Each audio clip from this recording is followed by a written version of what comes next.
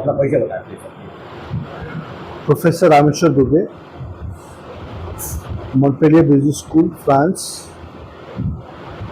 और मैं साथ ही साथ Liverpool John Moores university, Liverpool business school, doctor school of management में professor, Indian institute of management Jammu adjunct professor. आप सर बलिया जनपद में बिरखा रोड के सेंट जोसेफ स्कूल में आपके द्वारा काउंसलिंग किया गया था। तो एक एज ए एजुकेशन काउंसलर क्यों आवश्यकता पड़ती है सर, क्या भूमिका होती है? ये प्रश्न काफ़ी अच्छा है और काफ़ी ज़रूरत है आज के इस माहौल में, क्योंकि ये जो क्षेत्र है पूर्वांचल क्षेत्र, यहाँ के लोगों के अंदर जागरूकता तो है, लेकिन ये नहीं पता कि आईएएस अफसर और इंजीनियरिंग और मेडिसिन के अलावा भी और भी कई ऑप्शन है करियर के, जो हमें ना जानकारी होने के चलते हमारे बच्चे जो काफ़ी मेधावी छात्र होने के बावजूद भी इन 2-4 करियर ऑप्शन के चक्करों में कई ऐसे करियर के अपॉर्चुनिटीज़ को मिस कर जाते हैं, जिस पे हमें ध्यान देना चाहिए और हमें जागरूकता फैलाना चाहिए कि सोशल साइंस यानी समाज विज्ञान और कॉमर्स में बहुत सारे विकल्प हैं जो शायद साइंस आज की तारीख में साइंस में उतनी नहीं है।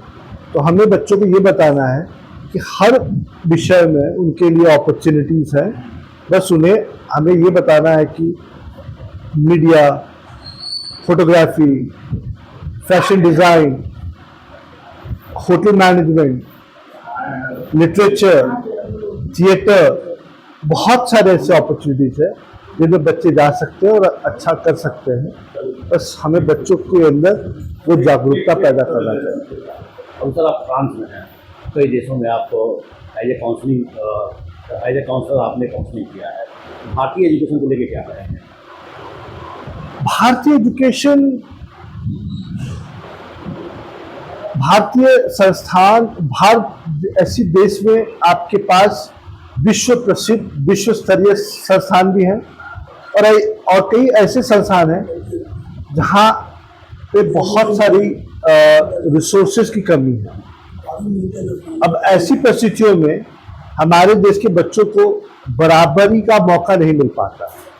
अब मान लीजिए जो बच्चा IIT, NIT, Jawaharlal Nehru university जेचू में पढ़ रहा है, उन्हें तो विश्व स्तरीय एजुकेशन मिलता है। बाकी और ऐसे विश्वविद्यालय और स्कूल हैं जहां पे बच्चों को वो मौका नहीं मिल पाता। फ्रांस, ब्रिटानिया और बाकी वेस्टर्न कंट्रीज के अंदर सारे यूनिवर्सिटीज के अंदर, सारे स्कूलों के अंदर बच्चों को बराबरी का दर्जा मिलता है। तो हमारे यहाँ असमानताएं बहुत ज़्यादा है in comparison to western developed countries. और आपने काउंसलिंग के दौरान एक आपने बड़ा गंभीर बात कहा कि भारत में शिक्षकों को वो सम्मान नहीं मिलना चाहिए, क्या कारण है? क्या आपने देखा है सर? क्योंकि यहाँ तो शिक्षक दिवस मनाया जाता है इस देश में और बहुत से ऐसे गुरु हुए जो आज भी पूजनीय है। देखिए, इसके पीछे हम सरकार को दोष नहीं दे सकते, इसके पीछे हमारा समाज का पिछड़ापन सबसे बड़ा कारण है। ये दुर्भाग्य है जिस देश में आप शिक्षक दिवस तो बनाते हैं, लेकिन बच्चे के कम नंबर पाने पे आप स्कूलों में जाके टीचरों को धमकाते भी हैं, जो शायद कहीं नहीं होता होगा।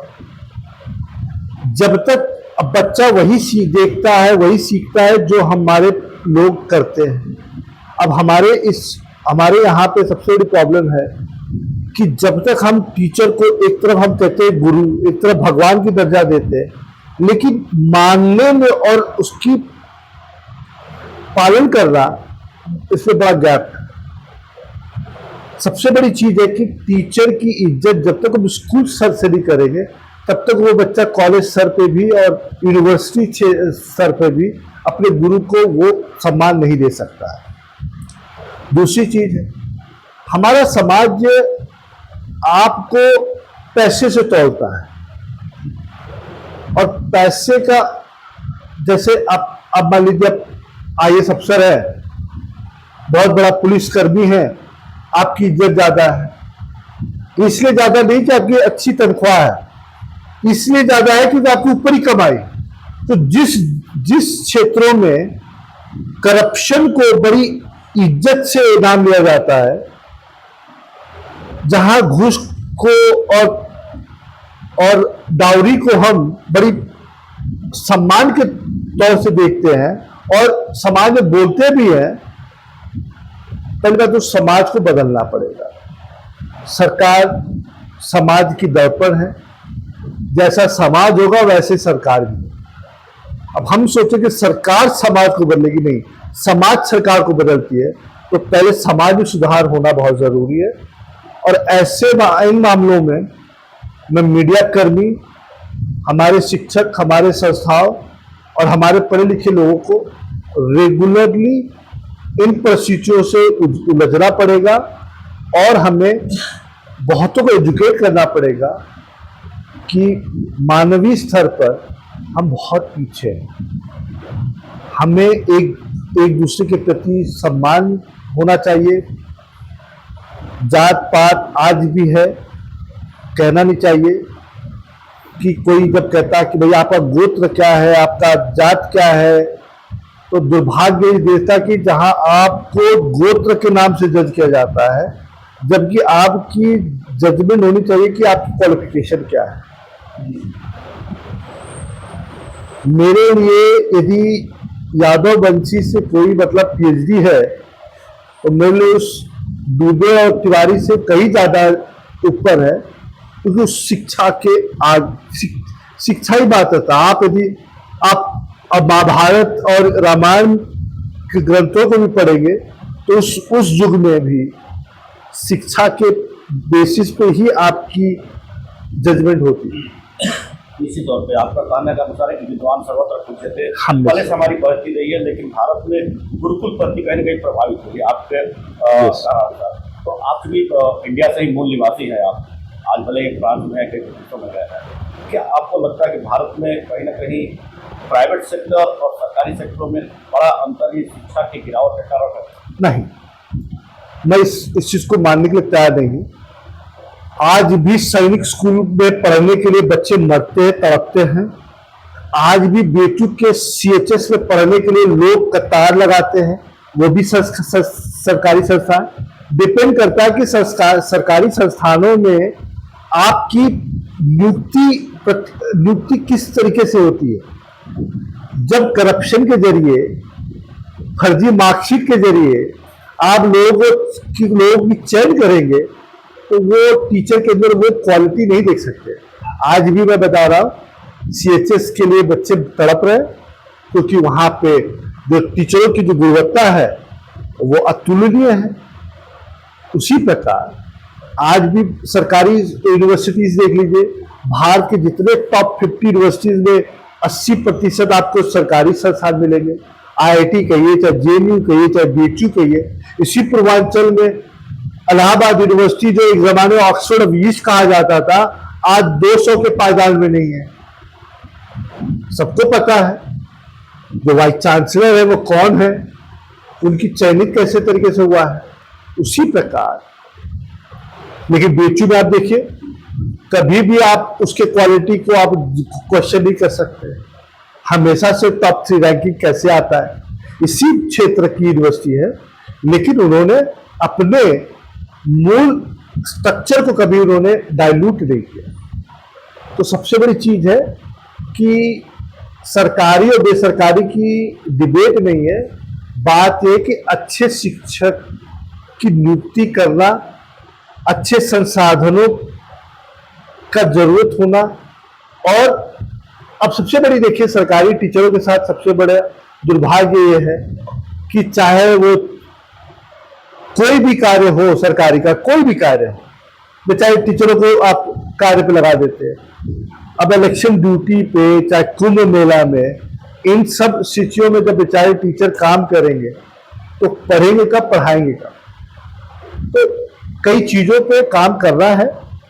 और मैं ये नहीं मानता हूं कि सरकारी संस्थान, चाहे स्कूल स्तर पे कहे, चाहे कॉलेज स्तर पे कहे, चाहे यूनिवर्सिटी स्तर पे कहे, पीछे है, अभी भी बहुत आगे है। परंतु स्टेट गवर्नमेंट जो संस्थानें हैं और कई जो पिछड़े इलाकों में जो संस्थान है, वहां पे नियुक्ति को लेकर आप प्रश्न उठा सकते हैं और इनकी मूल्यांकन कर सकते हैं। तो भारतीय एजुकेशन कहीं कहीं आप मानते हैं कि भ्रष्टाचार की मूल कारण है शिक्षा की गिरावट का। बदलते दौर में हम लोग बात करें तो अब ऑनलाइन क्लासेज एकदम ट्रेंड में है, कितना सफल मानते हैं आप इसको? बहुत सफल मानते हैं। मेरा मानना है कि ऑनलाइन एजुकेशन के चलते बच्चा चाहे गांव पे हो, चाहे शहर में हो, चाहे कस्बे में हो, वो भारत के सर्वश्रेष्ठ टीचर के क्लास को अटेंड कर सकता है। अब कुछ दिन पहले की मैं बात बता रहा हूं, विकास दिव्याकृति सबको पता है, आईएएस के नंबर 1 टीचर है। कोविड के पहले जब ऑनलाइन मीडिया और मीडिया का उतना प्रचलन नहीं था, तो विकास दिव्यकृति के क्लासेस को कितने लोग अटेंड करते थे? आज मैं बता रहा हूं, विकास दिव्यकृति के क्लासेस को सभी अटेंड कर सकते हैं, चाहे आप किसी भी क्षेत्र में हो, चाहे कस्बे में बैठ के किराने की दुकान में बैठ के भी क्लासेस अटेंड कर सकते हैं। तो आप इसे एक ताकत मानिए, एक रेवोल्यूशन की तरह देखिए। मैं इसे क्रांति मानता हूं आज की तारीख में। सदुपयोग दुरुपयोग आप पे निर्भर करता है और हर चीज की सदुपयोग और दुरुपयोग होता रहा है, पहले भी होता रहा है, आज भी होता रहा है, लेकिन जो उसका उपयोग जानता है उसका सदुपयोग कर रहा है। तो जो उपयोग करेगा वो उसका प्रभाव सही पाएगा। इसी तौर पर एजुकेशन, ऑनलाइन एजुकेशन के साथ साथ हम जानना चाहेंगे सर कि ये ऑनलाइन काउंसलिंग कितना प्रभावी लगे कि आपको? बहुत ज्यादा अनुभव है आपको? बहुत ज्यादा प्रभावी है। ऑनलाइन के जरिए आज आप किसी का भी समय प्राप्त कर सकते हैं। मान लीजिए स्कूल तक पहुंचने के लिए आप बनारस से किसी काउंसलर को बुला रहे हैं, अब एक बनारस से प्रोफेसर को आने के लिए पूरे 1 दिन का समय लगेगा। 2 घंटे काउंसलिंग करने के लिए उनको पूरे दिन अपना बिताना पड़ेगा। आज की तारीख में वो बनारस में बैठे जूम के जरिए, चाहे टीम्स मीटिंग के जरिए, चाहे गूगल मीट के जरिए वो लेक्चर ले सकते हैं, काउंसलिंग कर सकते हैं और सही तरीके से अपने बातों को पहुंचा सकते हैं और सुन भी समझ भी सकते हैं। तो ऑनलाइन मीडिया आज क्रांति ला चुका है और इसका मैं फायदा बहुत देख रहा हूँ। एक और सर गंभीर सवाल, भारत में सबसे ज़्यादा डिप्रेशन, चाहे एजुकेशन के दौरान हो या फिर जॉब के दौरान, डिप्रेशन के केसेस सबसे ज़्यादा मिलते हैं। छात्र और नौकरी करने वाले लोग, युवा ज़्यादा सुसाइड कर रहे हैं, क्या कारण मानते हैं आप उसको? हमारे समाज में सफलता के जो पैरामीटर्स हैं, मापदंड जो है वो बड़ा विचित्र है। आज की तारीख में जो बच्चा ज्यादा पैसा कमाता है वही बच्चा सबसे अच्छा है, चाहे उसका कैरेक्टर अच्छा हो या ना हो, चाहे वो अच्छा इंसान हो या ना हो। तो आज की तारीख में समाज में और घर में बच्चों की कंपैरिजन होती है। जैसे मान लीजिए उसी बच्चे का दोस्त को किसी कॉम्पिटिटिव परीक्षा में सिलेक्शन हो गया, जिस दिन से उसके दोस्त का, उसके मित्र का सिलेक्शन होता है, उसी दिन से उस बच्चे के ऊपर दबाव पड़ना शुरू हो जाता है कि देखो आपका मित्र, आपका दोस्त अच्छी जगह पे चला गया, तुम बेकार हो, कुछ नहीं कर रहे हो। और आसपास के जो समाज के लोग हैं वो भी तंज कसने लगते हैं कि ये कहने लगते करे इलाहाबाद में क्या तैयारी कर रहा था, दिल्ली में क्या तैयारी कर रहा था, फालतू समय बर्बाद कर रहा।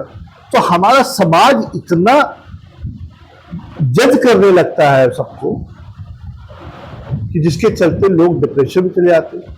कभी तो कभी बच्चे ऐसे होते हैं जो दिल्ली में परीक्षा देते हैं, वो गांव इसलिए नहीं आते ताकि गांव के लोग ये पूछेंगे कर क्या रहे हो, तो उसके बाद जवाब दिए।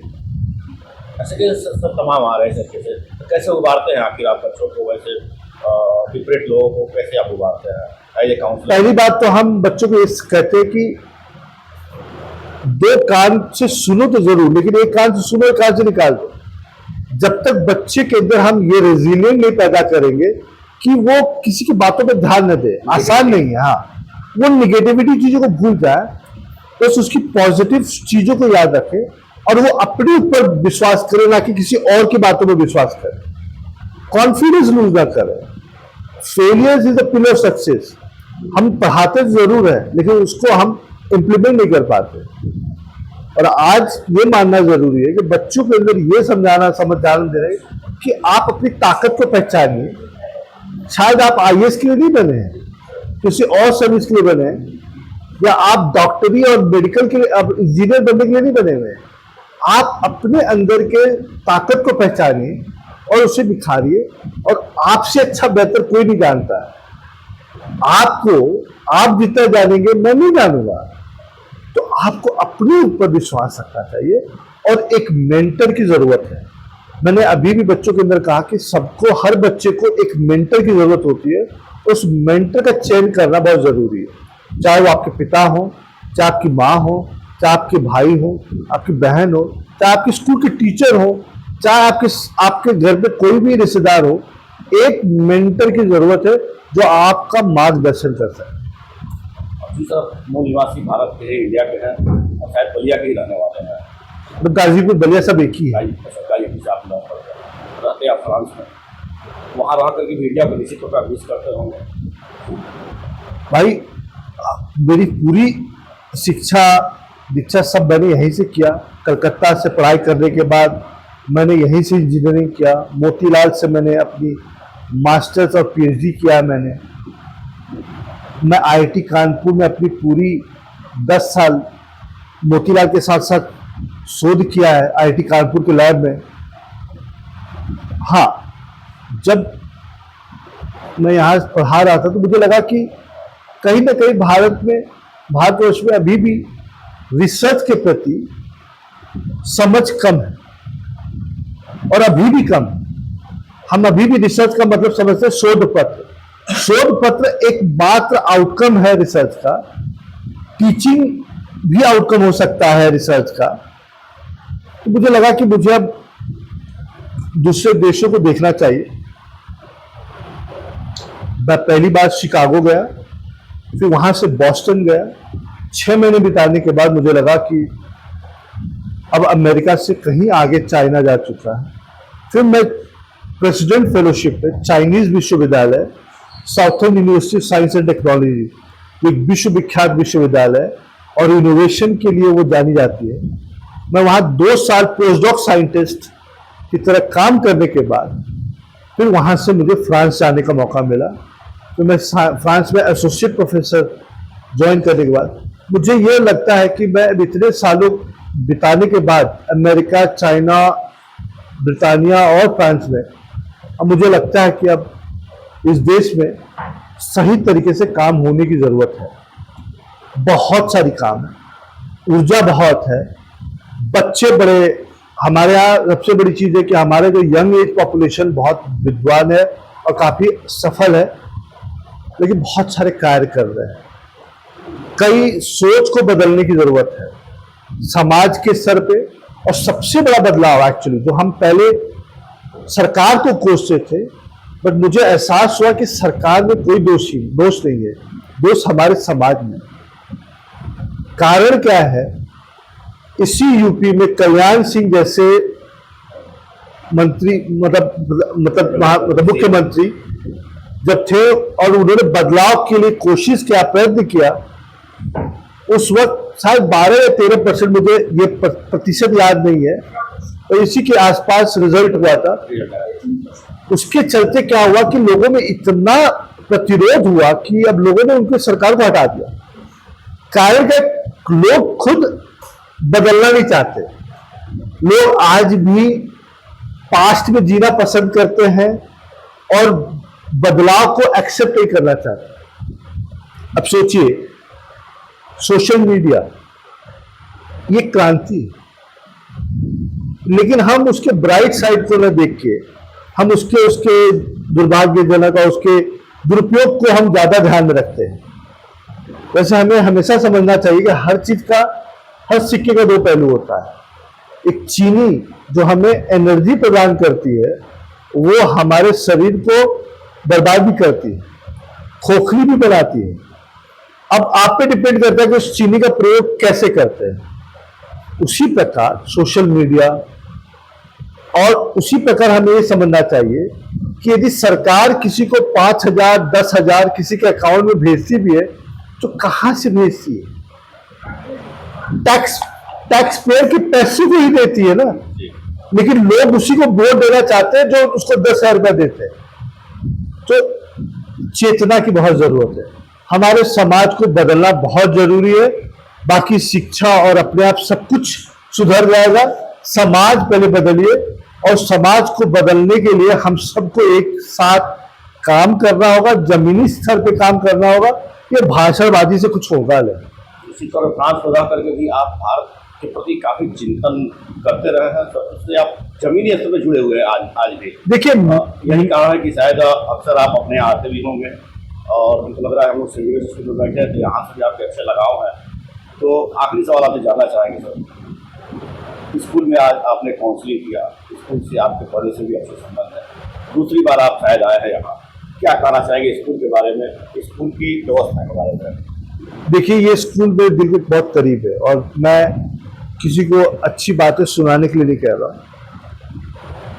जब पहली बार सर का फोन आया तो उस समय मैं सुन नहीं पाया, तो फिर मेरे भाई साहब ने कहा कि बेलथरा सर, मिश्रा सर जी का फोन आया बेलथरा जी से। मैं तुरंत कहा सर मैं आ रहा। पहली बार मैं रिस्पॉन्स नहीं दे पाया, मैं समझ नहीं पाया था, क्योंकि मेरे भाई साहब कईयों को फोन दे देते हैं तो मैं कंफ्यूज हो जाता हूँ। जब सुना कि बेलथरा से, और सबसे बड़ी चीज है, मेरे पिताजी बड़े प्रभावित हुए इस क्षेत्र से, तो वो बड़े प्रश्न हुए कि मुझे जाना है वहां। क्योंकि यहाँ पे मुझे एक चीज लगता है कि बच्चों के लिए, चाहे जिनके भी बच्चे हैं, उनको यहाँ पढ़ना चाहिए, क्योंकि ये संस्कृति और मॉडर्नाइजेशन दोनों का एक यूनिक कॉम्बिनेशन है, और ये ऐसा गठजोड़ मतलब बहुत जगह नहीं मिलता। मैं बहुत सारे स्कूल में नाम नहीं लेना चाहता हूं, क्योंकि ये लगी है कि मैं प्रचार कर रहा हूं, बट कई स्कूलों में मैंने देखा है कि अपने संस्कृति से दूर होते जा रहे हैं। बच्चों को अपने संस्कृति से जोड़ के और वेस्टर्न वर्ल्ड के स्ट्रेंथ, ना कि उनकी वीकनेसेस को समझना और अनुसरण करना। इस स्कूल में मैंने देखा है कि डायरेक्टर साहब से लेके प्रिंसिपल मैडम से लेके बाकी जितने भी शिक्षक हैं, सबका वही प्रयास रहता है, और इस संस्थान का फ्यूचर बहुत आगे है।